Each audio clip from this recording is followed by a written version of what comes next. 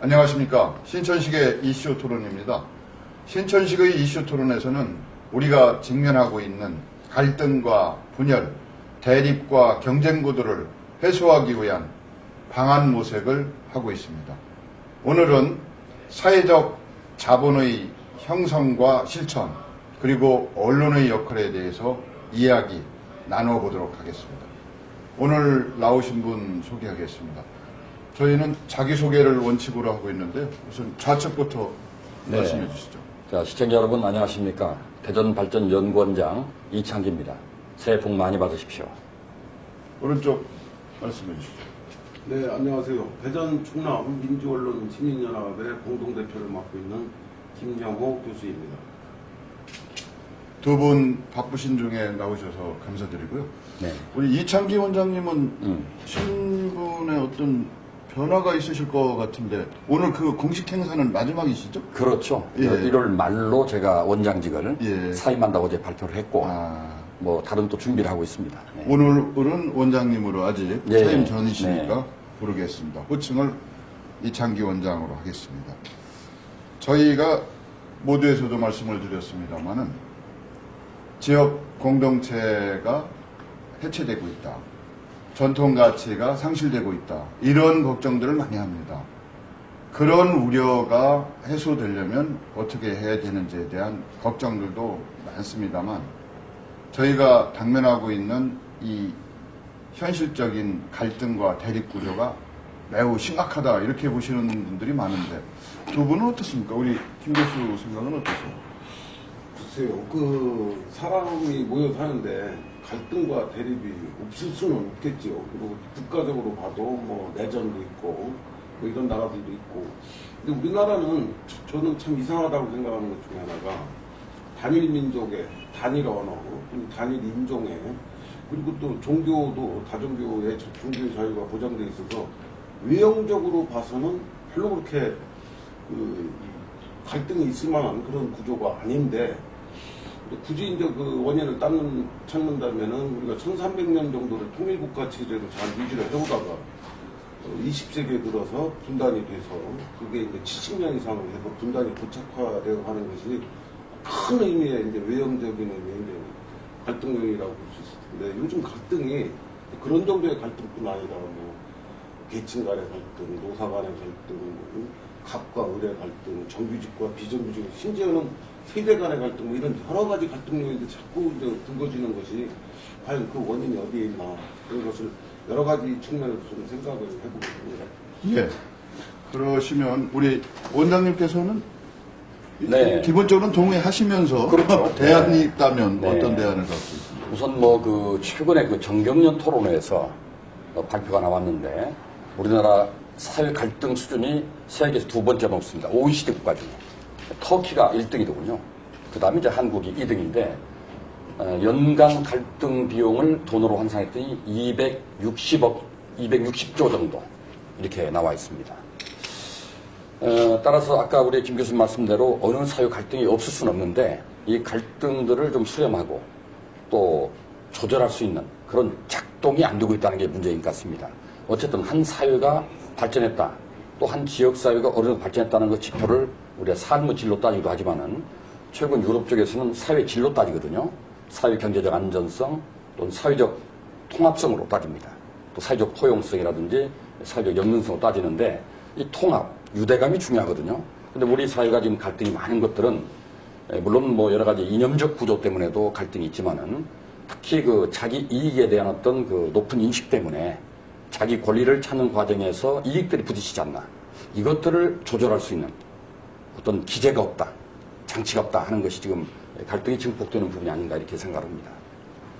김 교수께서는 이러한 갈등 현상을 근본적으로 해결하기 위한 뭐 확실한 한 방에 보낼 수 있는 대책이라고 하기보다는 여러 가지 점진적인 대책이 있어야 될 것 같은데 확실한 게 있으면 더 좋고 어떤 대안이 있으면 제가 이제 생겼습니까? 근데 이제 갈등과 대립을 결국은 이제 치유하고 통합으로 이끌어갈 수 있는 것이 정치의 역할인데 사실 정치라는 것이 우리가 복잡하게 생각하지 말고 아주 간략하게 생각을 하면은 인간들이 갖고 있는 여러 가지 무한한 욕심이라든지 이기심 같은 것을 적절히 자제하면서 자원은 어차피 한정돼 있으니까 그걸 적절히 배분하는 것이 이제 저는 정치의 역할이라고 생각합니다. 한 가정에서 형제가 많은데 뭐 생활이 어려워서 예를 들어서 뭐 빵은 한 조각인데 10명 자식한테 골고루 나눠줄 때 10자식들이 엄마에 대해서 불만을 안 갖게 만들어 주는 것이 사실은 정치라고 이게 단순화시켜서 생각할 수도 있는데, 근데 이제 문제는 그 집이 잘 살게 돼서 빵이 한 조각이었던 것이 10조각으로 늘어난다고 해서 자식들이 다 배불러 하는 건 아니거든요. 왜 그러냐면 욕심도 그만큼 똑같이 커지기 때문에. 근데 이제 우리나라 같은 경우는 뭐 특별한 어떤 특정한 대통령의 문제가 아니라 그동안 정치적 리더십이 상당히 좀 부재했다. 그러니까 정치 지도자라기보다는 자기를 지지하는 정파의 지도자 정도 수준에서 계속 머물러 있었기 때문에 그것을 정치적 리더십으로 변화시킬 수 있는 그런 것이 필요한데, 거기에는 이제 물론 여러 가지 뭐 정치인 한 사람만이 임각되는 건 아닐 거고, 뭐 언론이라든지 뭐 교육이라든지 이런 여러 가지 쪽에 협조가 이루어져야 되겠죠. 그러면 결국 정치 지도자들이 제 할 일을 못했다, 뭐 이런 말씀을 네, 하시는 걸로 네. 저희가 요약해 볼 수가 있을 것 같은데, 우리 이창기 원장께서는 그 원인이 네. 무엇이라고 생각하시고 또 대책이 있다면 어떤 대책을 내놔야 된다고 네. 생각하시나요? 제가 이제 교과서적으로 말씀을 드리면 갈등의 원인은 4가지입니다. 일단은 자원이 부족하기 때문에 그 제약된 것 때문에 더 싸운다. 두 번째는 서로 추구하는 목표가 다르기 때문이다. 이제 조직의 공식적 목표와 조직의 내부적 목표가 다를 때 우리가 싸우는 거죠. 또 한 가지는 지위가 다를 때. 말하자면 소위 그 장의 자리와 그 다음에 부하의 자리가 다르기 때문에 서로 보는 눈이 다르서 싸운다. 또 가장 중요한 건 인식의 차이예요. 서로 알아온 과정이 다르면 거기에서 이제 갈등이 생기고 가치관 충돌이 생기는데, 이런 걸 해결하기 위해서는 자본을 충분히 준다든지 목표를 일치시킨다든지 지위의 어떤 역할을 잘 인식한다든지 또 생각을 서로 공유하게 하는 노력을 해야 되는 건데, 제가 이제 어제도 기자들이 그런 질문을 받았습니다만은 대전발전연구원장에서 가장 보람 있는 것, 성과가 뭐냐 물어봐서 제가 이런 말을 드렸어요. 저희 연구원이 갈등이 아주 심각했습니다. 연구원 사회예요. 이 갈등 때문에 연구원 분위기가 너무 썰렁했고 삭막했습니다. 이 생산적인 연구 분위기가 안 되는 거예요. 제가 이 문제를 해결하기 위해서 11달을 매달렸습니다. 상대는 그 상대의 파멸을 원했고 또 이쪽은 그걸 받아들이지 않고 이런 갈등이 있었어요. 그래서 그 사람을 설득을 하는데 많은 경청을 해줬습니다. 네 말이 맞는 것 같다. 그리고 이제 동조하면서 경청해주면서 설득을 했죠. 네가 상대의 파멸을 원한다면 너도 결국 나중에 파멸된다. 우리가 적당한 선에서 합의를 이루어보자 해가지고 결국 양쪽의 합의를 이끌어내서 갈등이 해결돼가지고 지금 우리 연구원은 너무 행복한 웃는 그런 조직이 됐어요. 그래서 갈등은 그 지도자가 그런 어떤 인내심을 가지고 경청해주고 잘 들어주고 그리고 합의할 수 있는 어떤 그 조정작용이랄까요? 이런 역할을 하는 것들이 매우 중요하다. 그래서 아까 말씀한 정치가 그런 역할을 해야 된다 저는 생각합니다. 예, 뭐 좋으신 말씀이고 이 논의에 대한 해법은 이제 계속 논의를 이어가면서 또 찾아보기로 하겠습니다. 저희가 살고 있는 대전이라고 하는 지역사회가 공간적으로 국토의 중심이라고 얘기하지 않습니까? 교통의 요충지라고 하고.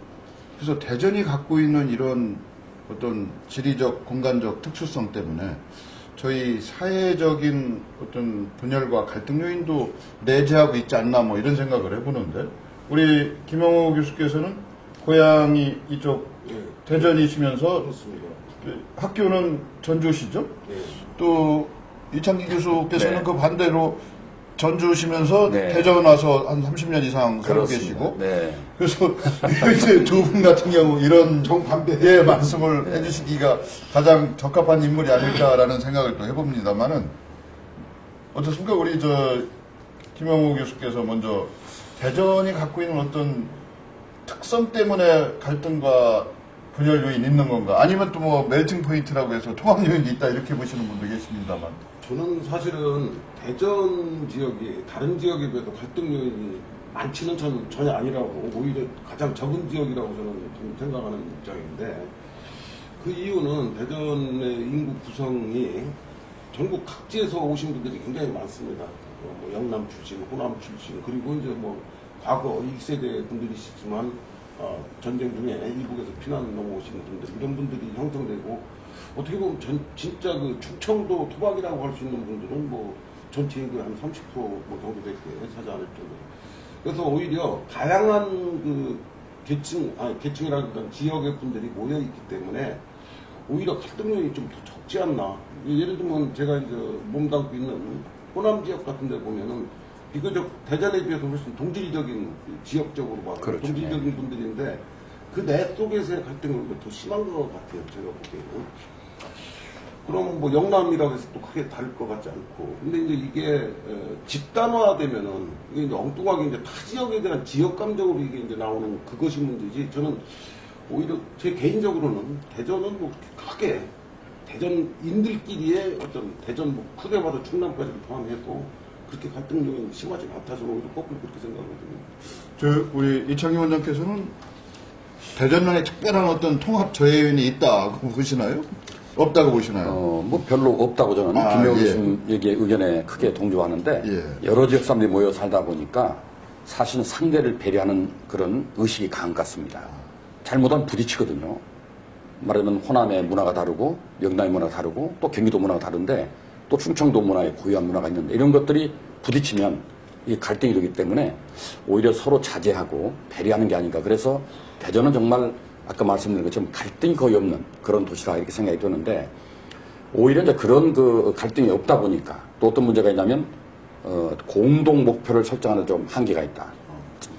다른 말로 말씀드리면 주인의식이 좀 없다. 이렇게 생각이 돼요. 이게 서로 공동의 관심이 무관심이 될 수 있는 건데 우리 지역이 전부 4분 5열돼 있다 보니까 그러면 서로 이제 배려하고 뭐 이렇게 조정을 두고 있지만은 그러다 보니까 주인의식이 없다는 얘기를 많이 하고 그래서 우리 지역 발전의 어떤 공동 비전을 설정하는 게 좀 매우 중요하다.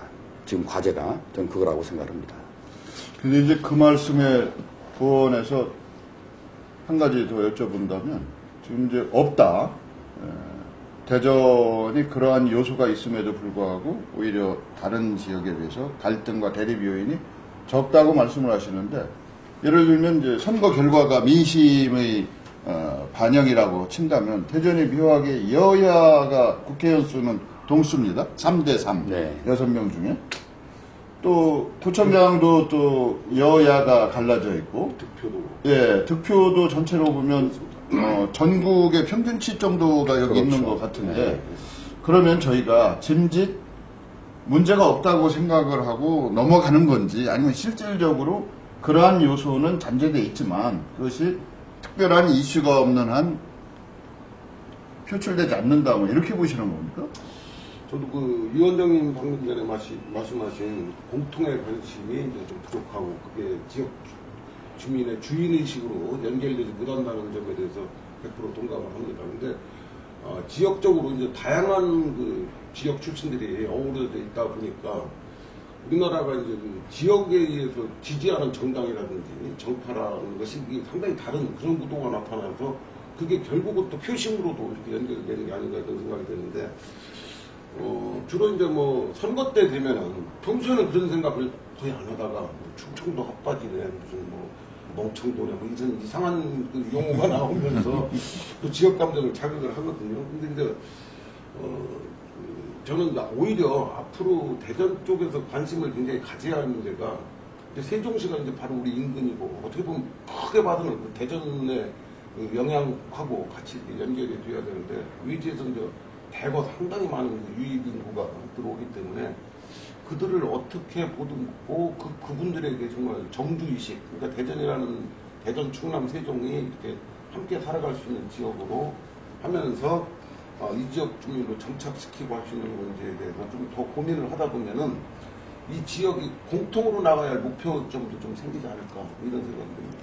또 하나 중요한 것은 최근 인구 조사를 보면 대전, 충청의 인구가 호남 인구를 추월했다는 그렇습니다. 통계가 나왔습니다. 네.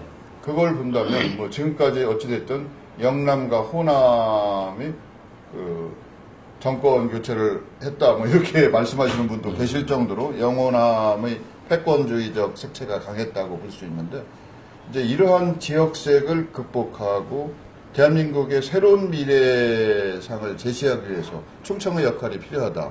그럴 때 이런 지역색을 허물고 새로운 비전과 지향점을 제시해야 되는 거 아닌가 싶기도 한데 어떻습니까? 그렇죠. 지금 아까 우리 김 교수님도 말씀하시고 우리 신 박사님도 말씀하신 것처럼 대전은 용광로입니다.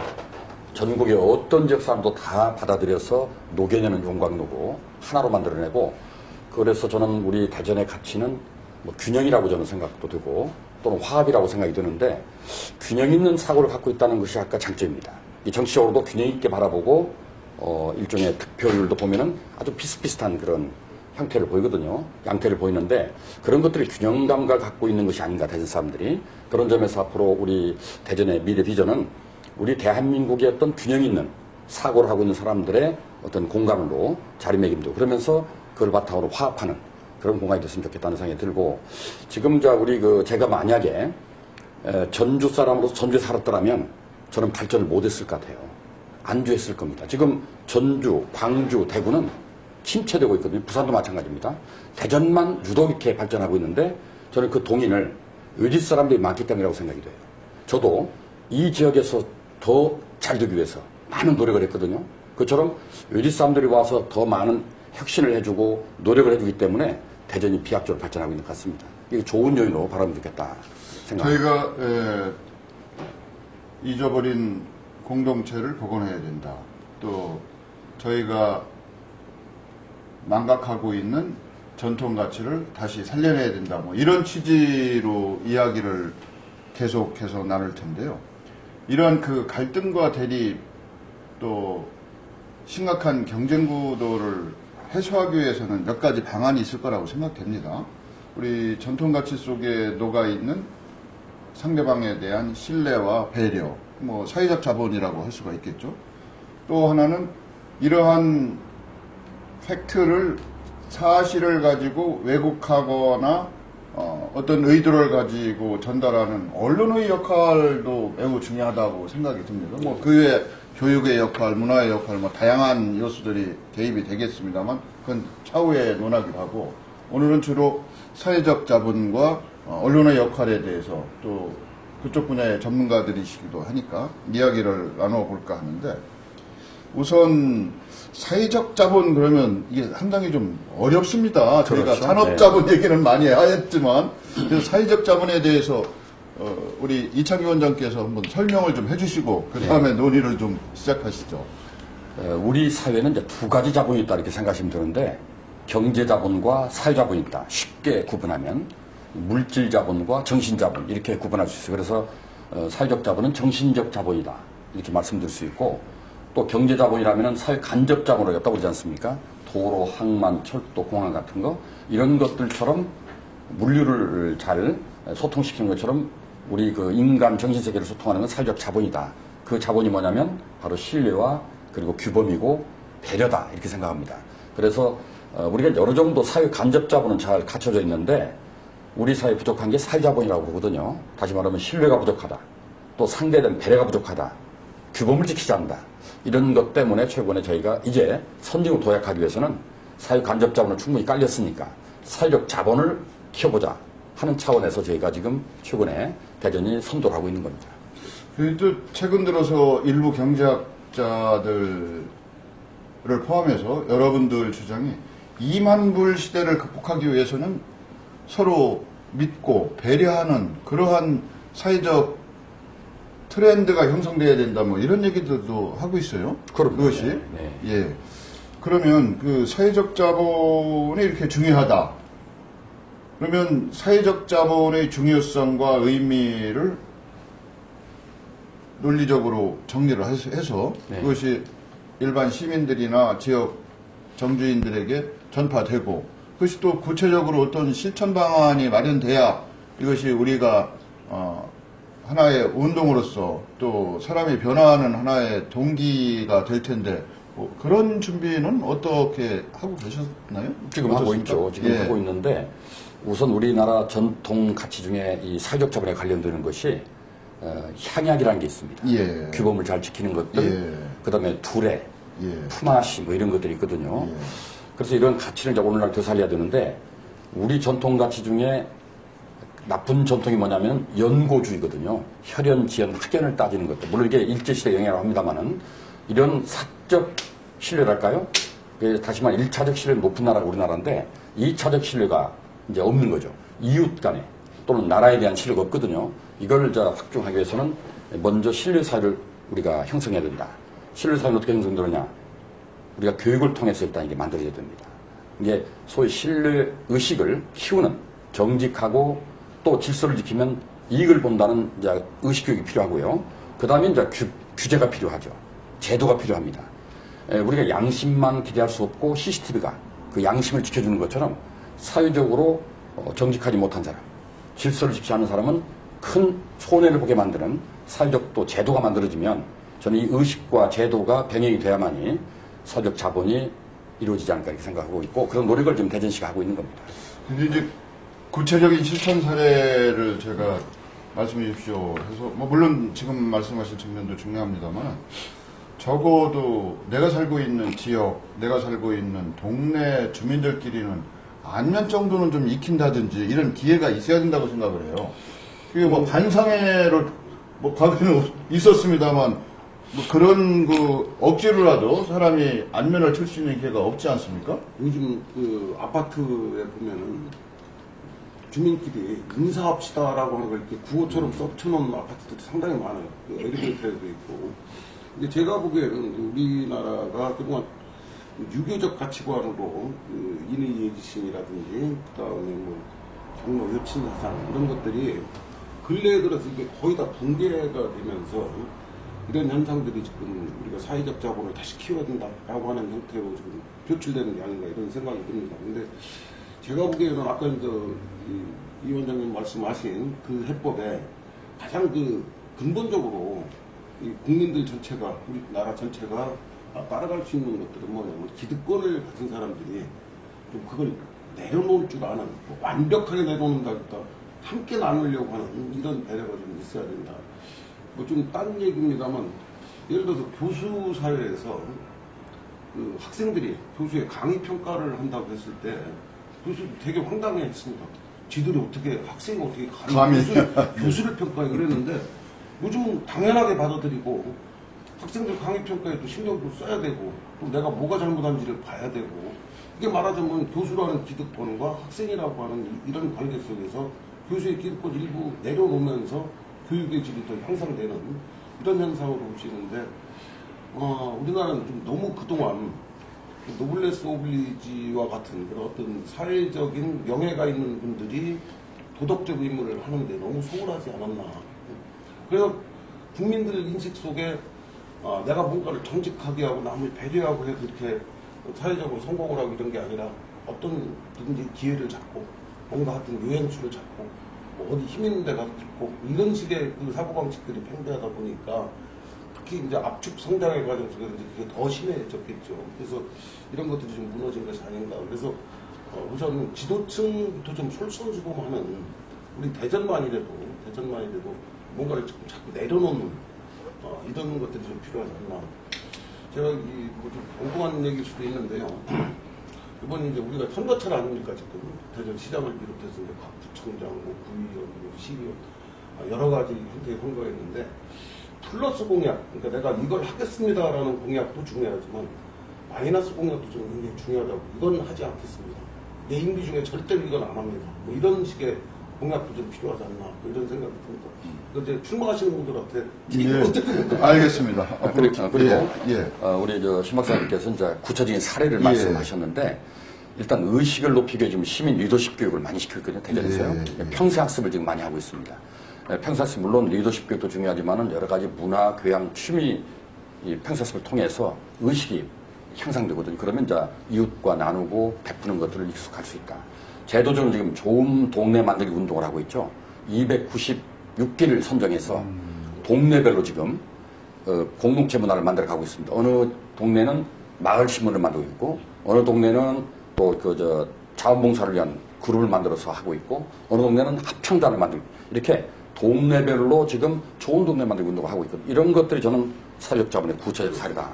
그리고 이제 그런 개인적 행동 또 지역에서 이루어지고 있는 운동들이 전체 사회로 확산되고 그것이 하나의 운동으로까지 승격이 되려면 제 생각은 제도나 법으로서 그런 부분이 규정이 된다든지 뒷받침이 돼야 되지 않겠느냐. 네. 예를 들어서 최근 들어서 자기 집 앞에 눈 치우기를 해도 그것을 봉사활동으로 해가지고 인정을 해준다고요? 네. 그러니까 뭐 두 가지 시각이 있을 수 있지만 제 생각으로는 그런 면도 도입이 돼야 되지 않을까라는 생각을 해봅니다. 네, 맞습니다. 예, 결국 뭐 자기 집 앞에 자기가 눈 치우는 건 당연하니까 그게 무슨 봉사활동이나 이렇게 얘기하시는 분도 계시겠지만 또 그걸 어떤 식으로든 봉사활동으로 인정해서 공공 부분에 있어서 혜택을 준다든지 하는 부분 바로 이런 것이 구체적인 실천 사례가 되지 않을까 싶기도 해요. 네. 하나하나가.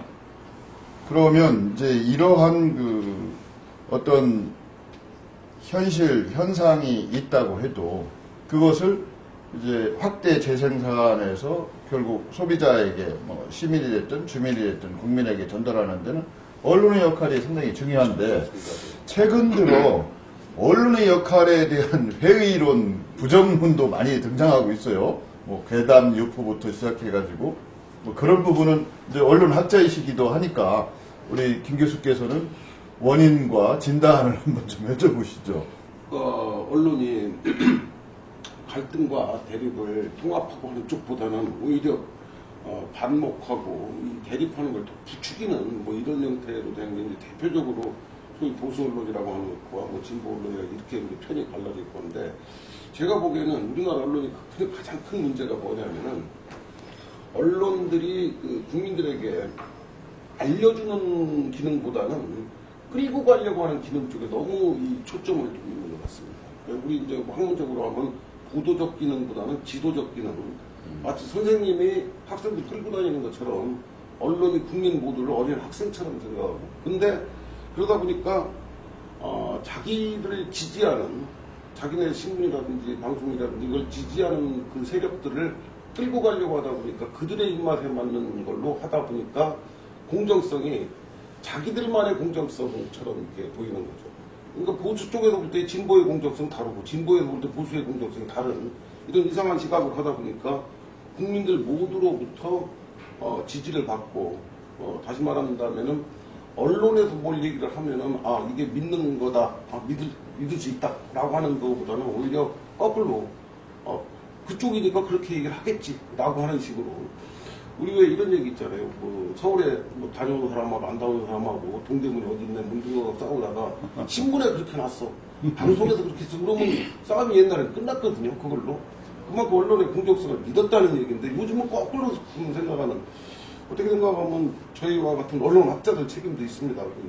그런 그 우수한 언론인을 많이 양성해서 좀 해야 되는데 그러다 보니까 이 가장 큰 문제가 뭐냐면은 요즘 SNS라든지 우리 스마트폰 뭐 카톡이 뭐 이런 여러 가지를 통해서 유포되고 있는 것들을 언론이 중심추 역할을 해줘야 되는데 그건 아니다. 이건 괴담일 뿐이고. 근데 언론이 괴담이라고 해도 그 괴담이라는 말 자체를 안 믿는데 이게 아주 우리 저희가 어떻게 보면 갈등도 문제지만 불신이 제가 더 큰 문제라고 생각이 드는데 그래서 저는 빨리 저기를 찾아야 된다고 생각합니다. 그래서 그 방안으로 제가 지금 생각한 것은 보수 속에서 보수를 비판하고 우리 이념 대립이 굳이 문제라고 한다면 진보가 진보의 행태를 비판하는 뭐 이런 형태의 것이 가면서 신뢰가 쌓이지 않을까. 예를 들면 구체적으로 말씀드린다면 예를 들어 조중동 같은 신문에서 보수의 행태에 대해서 좀 비판을 하고 오히려 진보라고 하는 쪽에서 뭐 노조라든지 하는 이쪽을 오히려 거꾸로 비판을 하면서 이렇게 해서 신뢰를 좀 만들지 않고 나서는 언론이 지금 오히려 그 갈등을 더 부추기는 뭐 이런 갈등의 증폭제 같은 역할을 하지 않나 그런 생각이 듭니다. 사실은 언론의 역할에 대해서 이야기하기가 사실은 좀 어려워요. 그 부분을 공개적으로 얘기하기는 학자들이 세미나장에서는 언제든지 말씀을 하실 수가 있겠지만 일반인들이 공개 장소에서 언론을 얘기한다는 것이 참 어떻게 보면 위험할 수도 있는데 뭐 이거 하나는 좀 여쭤보고 싶어요. 최근 들어서 뭐 저희 사회적인 문제가 많이 발생하지 않았습니까? 뭐 철도 민영화 문제부터 시작해서 뭐 FTA 뭐 먼저까지는 광우병 예. 그런 그 이제 팩트 사실이 있는 것을 이제 예를 들면 일부 보수 언론이라고 지칭할 수 있는 몇몇 언론 매체와 진보 언론이라고 지칭할 수 있는 몇몇 언론 매체의 논조가 180도 상이에요.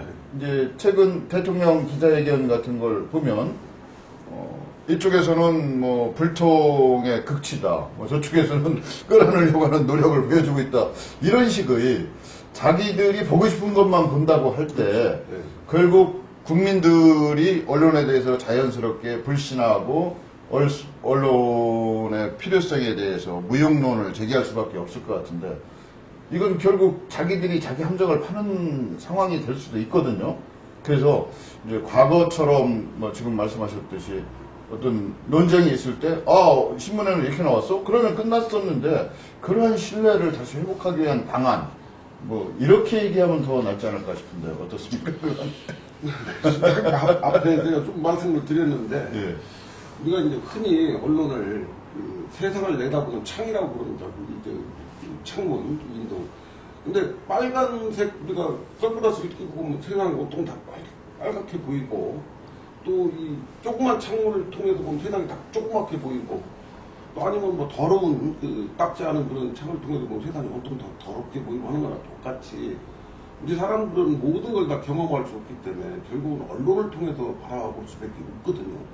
근데 이제 언론들이 자신만의 색깔을 가지고 하는 것은 제가 앞에도 잠깐 말씀드렸던 것처럼 자신들을 지지하는 세력 내지는 자신들이 독자를라고 삼고 있다고 하는 쪽에 전략적 초점을 맞춰서 하다 보니까 자신들의 입맛을 맞추는 것이 곧 영업 전략처럼 이렇게 삼고 있는 그런 측면도 있습니다. 물론 권력에 대해서 좀 기대려고 한다든지 권력의 눈치를 본다든지 하는 그런 측면도 물론 있습니다만, 그러다 보니까 아까 말씀드린 대로 무슨 예를 들어 최근에 있었던 걸로 철도 민영화 문제 같은 경우고, 철도 민영화했을 때 어떤 이익이 있고 어떤 손해가 있고 이게 지금 이슈가 되는 게 뭐고 하는 거라기보다는 주로 노조의 파업의 형태를 문제 삼는다든지, 아니면 또 한쪽에서는 왜 그걸 밀실에서 이렇게 해버리냐, 이런 구체적인 이 국민들이 알고자 하는 것이, 그게 했을 때 우리한테 무슨 이익이 돌아오는지, 뭐가 손해인지 이런 것들을 알려주는 것보다는 오히려 자꾸 정파적 시각에서만 보기 때문에 이런 문제가 생기기 때문에,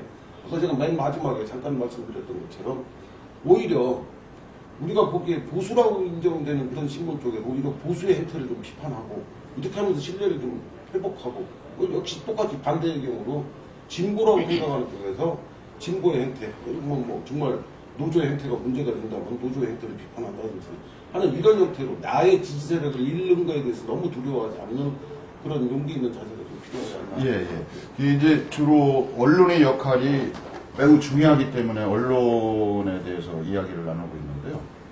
요즘은 과거처럼 언론이 정부를 독점하고 언론이 의견을 독점적으로 진술하고 이런 시대가 아니고, 이제 SNS로 표현할 수 있는 언론 매체가 또다시 등장했거든요. 그렇죠. 예. 누구나 자기 생각을 누구나 광범위한 대상을 향해서 무차별적으로 알려줄 수가 있는 시대가 됐습니다. 그러면 SNS의 그 정보의 정확성이라든지 또 신뢰성 이런 부분에 있어서는 우려하시는 분들이 많이 있어요. 이제 그럴 때 또 다른 언론의 역할이 필요하지 않을까.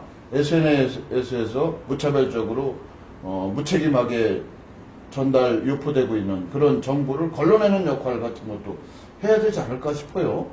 예, 이건 조금 저희가 너무 큰 바람인지도 모르지만 SNS의 우리 디지털 시대에서 SNS의 가장 큰 특징이 어떻게 보면 자유로움에 있는데, 이 자유로움이 벗어나면 무책임으로 방기가 될 수 있고, 그 다음에 또 이 익명성으로 숨어서 할 수 있는 이런 안 좋은 측면들이 있습니다. 물론 이게 좋게 활용되면 매우 좋은 측면인데, 그래서 이제 언론이 그것들을 균형을 좀 잡아서 예를 들면 아무리 이제 SNS에 뭐 여러 가지가 유포됐을 때 이거는 아니고 저거는 기고 할 수 있는 것을 좀 판가름해 줄 수 있는 균형 잡힌 그 어떤 저울과 같은 역할을 좀 해줘야 되는데 지금 언론 자체가 신뢰를 잃고 있어서 사실 그게 안 되고 있는 게 문제인 거죠. 그 기재가 작동이 안 되는 거예요. 어떻게든지 하여튼 빨리 그 언론이 좀 신뢰를 그 정상적으로 회복을 해야 되고 근데 이제 또 한 가지 문제는 요즘 젊은 세대가 기성 언론 자체를 별로 신뢰를 하고 안 하고를 떠나서 별로 접하지를 않습니다. 수용하지를. 신문도 안 보고, 예를 들면 텔레비전 뉴스도 안 보고, 뭐 이런 형태로 하다 보니까, 더 SNS에 의존하는 이런 현상들이 있는데, 저는 좀 과도기라고 봅니다. 뭐 이게 계속될 현상은 아니라고 생각합니다. 그러면 이제 언론학자가 모처럼 나오셨으니까, 언론에 대해서 마지막으로 여쭤보겠습니다. 지금까지 저희가 얘기하는 부분은 일부 중앙 언론이 대상이 될 것 같고요. 물론 지방 언론도 예외는 아닙니다만 지방 언론의 경우, 특히 종이 언론의 경우, 이제 페이퍼 신문의 경우는 그야말로 언론 환경이 열악하다고 볼 수 있거든요. 그래서 그런 부분을 저희가 한쪽에서는 비난하고 한쪽에서는 개선을 해야 된다고 촉구를 하면서도 또 한쪽에서는 지원하고 그분들을 사기를 진작시킬 수 있는 어떤 방안도 모색해야 되지 않을까 싶기도 한데 이것도 양면성은 있는 질문 같기도 합니다만 어떻습니까? 그쪽에도 뭐 의원회 같은 데 관여도 하고 하셨죠? 우리나라 지금 페이퍼 신문이 2000년대 초반만 해도 가구당 구독률이 약 한 50% 정도였는데 지금은 30% 미만입니다. 그러니까 신문의 가구당 구독률은 줄어들고 거꾸로 신문 가짓수는 더 늘어나고 그러다 보니까 당연히 광고가 없고 이런 그 아주 빈곤의 악순환 같은 그런 현상이 있어서 꼭 저 혼자 한 건 아닙니다만 여러분들하고 같이 힘을 합해서 2000년대 초반 2004년도 3년도부터 지역신문 발전 지원법이라는 걸 만들어서 건강하고 공정하게 나가려고 하는 신문에 대해 제도적으로 좀 지원을 해주는 이런 형태의 활동을 했었는데요. 거기도 역시 저희가 이제 한 가지 예상이 틀렸던 것이 뭐냐면 신문 시장에서 옥석을 좀 구분시켜서 옥은 조속하게 만들고 석은 좀 스스로 떠나게 만들어서 퇴출되게 만드는 이런 구도를 생각했는데 그게 현실적으로 잘 안 되더라고요. 오히려 신문은 하나가 없어지면은 두 개가 더 생기는 이런 이상야릇한 기현상으로 해서 참 쉽지 않은 문제입니다. 근데 사실 지방 언론, 우리가 지역 언론이라고 하는 것들이 대부분 다 어디 속에 속해 있냐면은 보수 진보의 구분이 없습니다. 지역 언론을 보면은 다 보수에 가까운 그런 신문이라고 볼 수 있는데 신문도 물론 문제고 또 요즘 방송도 너무 많다 보니까 케이블 방송을 포함해서 우리가 지금 대략적으로 한 50여 개 이상 채널이 하다 보니까 일반 꼭 언론적 기능이 아닌 예를 들면 드라마라든지 오락 프로그램 이런 프로그램들도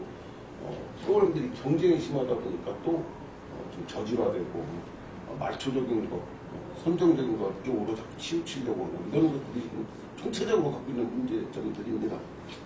이제 저희가 오늘은 주로 사회적 자본과 언론의 역할에 대해서 이야기를 나누고 있는데 또 빼놓을 수 없는 것이 아무리 좋은 생각과 아무리 좋은 행동이 있다고 해도 그러한 좋은 생각과 행동을 만들어낼 수 있는 어떤 교육의 효과, 교육의 힘에 대해서도 저희가 간과하고 넘어가서는 안 될 것 같아요. 네. 교육이 해야 되는 일, 교육만이 할 수 있는 저력, 뭐 이런 부분도 한번 이찬 원장님 말씀 좀 해주시면 어떨까요? 언론에 관해서 이제 정확히 말씀하셨는데, 저도 원래는 기자가 되고 싶었어요. 꿈이.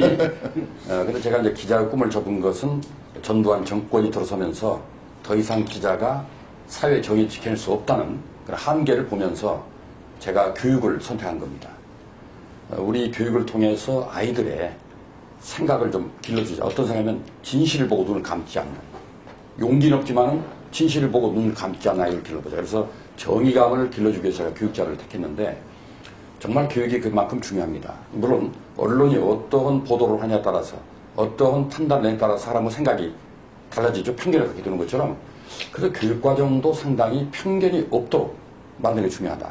그래서 우리가 그 교육과정에서는 보수나 진보에 저는 싸움은 의미가 없다고 보고 국가 공동체의 목표, 국익에 관한 그런 그 강의를 통해서 교육을 통해서 아이들을 다람쥐고 길러야 된다. 우리가 이제 분단이라는 그런 근본적 한계 때문에 언론도 서로 좀 휘둘리고 있고 우리 교육도 살짝 휘둘리거든요.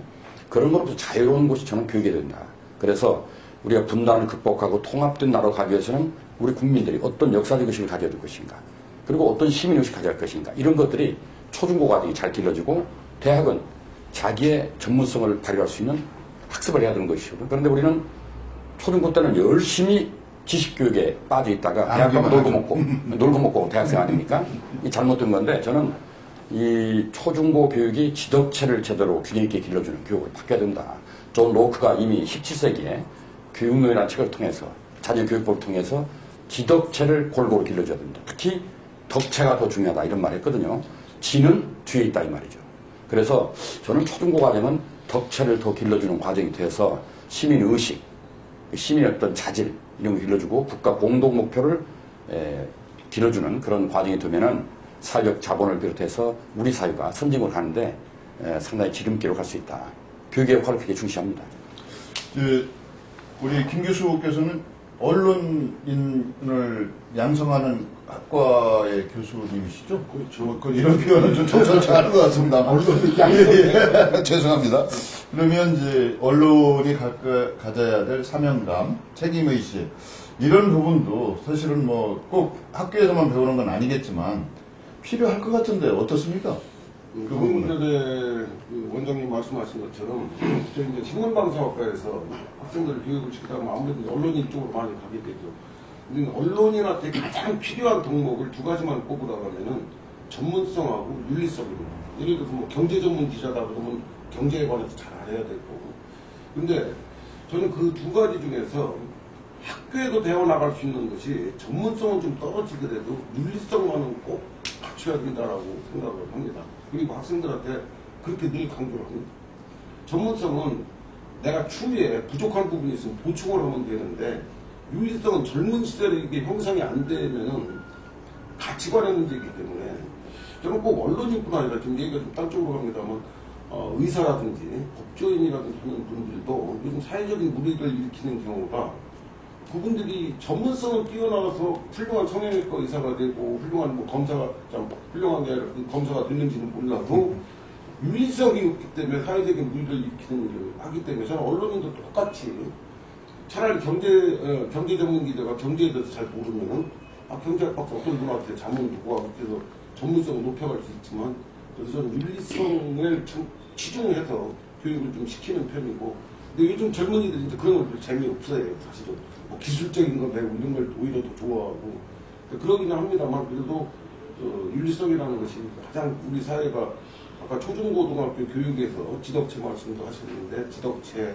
윤리, 도덕 이런 것들이 정말 강조돼야 그런 덕목이라고 생각합니다. 두 분 말씀하시는 부분이 저희가 현재 직면하고 있는 모든 문제점의 해결책이라고 이렇게 생각이 듭니다. 그래서 구태의연한 질문 같기도 하는데 공동체를 되살리고 또 전통가치를 개선하기 위해서 저희가 구체적으로 이제 사회적 자본을 어떻게 확대 전파시킬 것이냐 또 언론이 제 역할을 해야 될 것인가 이 부분에 대해서 두 분께 한번 여쭤보겠습니다. 사회적 자본 문제는 우리 이창규 원장님께서 네. 전문가이시니까 한번 말씀해 주시죠. 지금 우리 사회에 가장 부족한 부분이 이제 신뢰 아닙니까?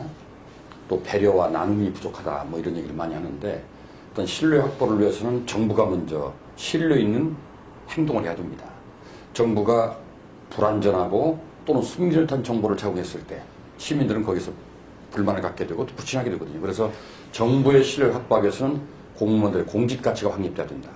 적어도 공무원은 정말 국민의 심부름꾼으로서 오로지 그 시민의 눈높이에서 시민을 위해서만 일하는 존재라는 생각을 가지고 모든 정보를 개방하고 시민과 공유하고 소통해서 시민의 협력을 이끌어야 된다 하는 점에서 공직사회 사회적 자본이 중요하다 이렇게 말씀드리고 싶고 시민들은 또 자기 이익만을 생각하는 게 아니라 상대의 이익을 배려할 줄 아는, 그래서 공동체 의식을 가지고 더불어 살아간다는, 이 더불어 함께라는 생각을 갖지 않으면 그 사회가 결국은 파멸할 수밖에 없다는 점에서 시민들의 공동체 의식을 높이는 것, 이것들이 사회적 자본의 또 중요한 방해가겠다. 우리나라 사람처럼 교육을 많이 받은 나라가 어디 있습니까? 그럼 나라가 잘못되어 있지 않습니까? 이건 교육이 잘못되어 있거든요. 뭐냐면 학부모들의 공공성이 상실되어 있기 때문이고, 내 자식만 생각하기 때문에 문제가 있고, 선생님들은 열정이 식어버렸고, 학생 꿈이 없습니다.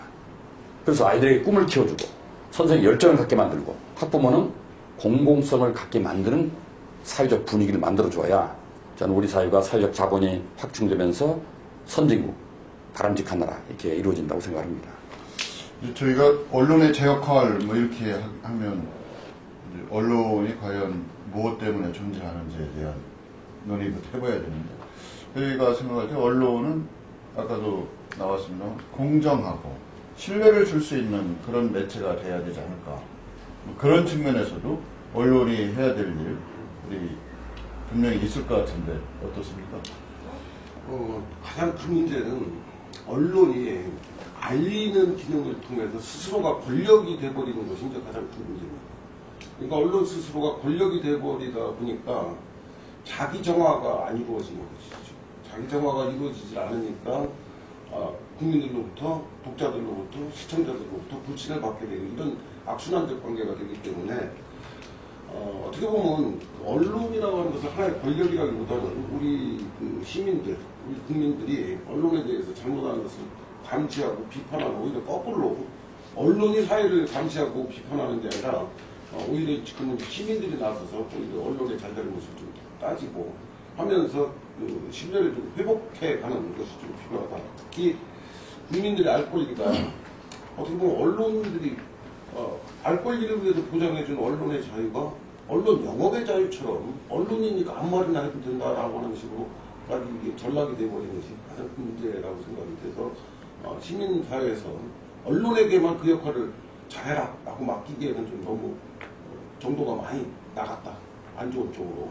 그래서 오히려 시민사회에서 오히려 언론을 좀 감시하고 비판하는 이런 세력들이 많이 필요하다고 생각합니다.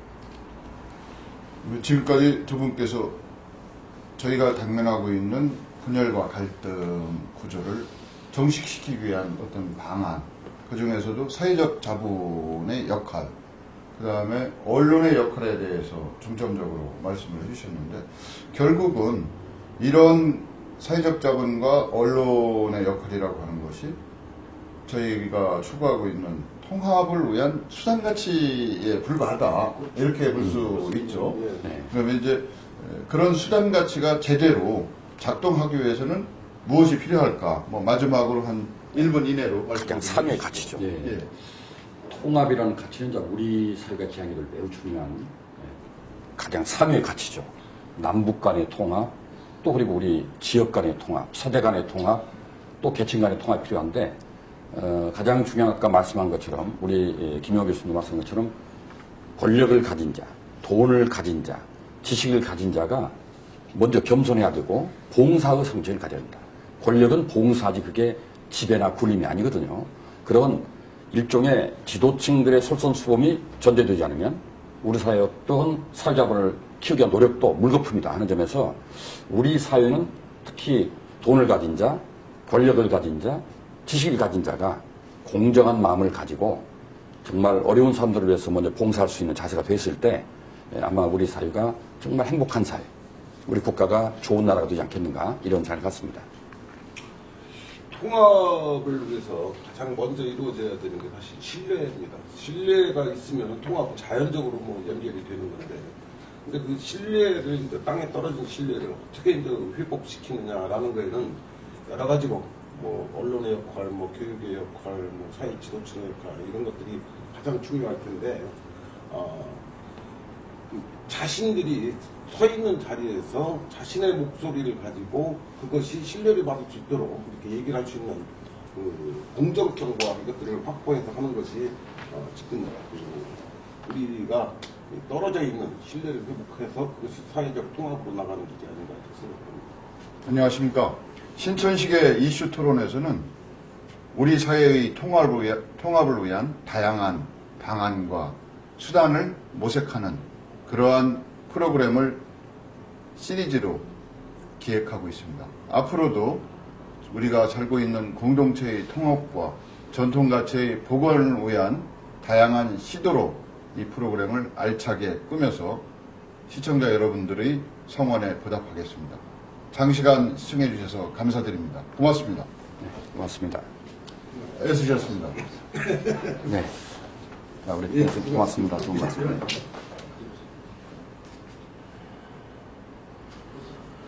고생하셨습니다.